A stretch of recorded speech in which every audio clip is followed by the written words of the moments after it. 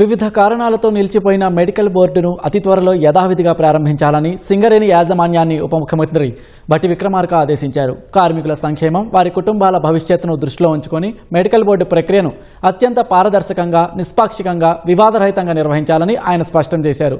సింగరేణి అభివృద్ధిపై ఇటీవల coal belt పరిధిలోని మంత్రులు, ఎమ్మెల్యేల సమావేశం నిర్వహించగా మెడికల్ బోర్డు అంశాన్ని భట్టి దృష్టికి తీసుకెళ్లారు. మెడికల్ బోర్డు ద్వారా అర్హులైన ఉద్యోగులకు ప్రయోజనం కలిగేలా చర్యలు తీసుకోవాలని, తద్వారా వారి వారసులకు కారుణ్య నియామకాల రూపంలో ఉపాధి అవకాశాలు కల్పించాలని సూచించారు. ఆ ప్రక్రియలో ఎలాంటి అక్రమాలు, అవకతవకలకు తావు లేకుండా కట్టుదిట్టమైన వ్యవస్థ అమలు చేయాలని దిశానిర్దేశం చేశారు. కారుణ్య నియామకాలు, డిపెండెంట్ ఉద్యోగాలకు అర్హత సాధించిన 335 మంది వారసులకు శనివారం మంచిర్యాలలో జరిగే కార్యక్రమంలో ఉద్యోగ నియామక పత్రాలను అందజేయనున్నట్లు భట్టి విక్రమార్క తెలిపారు.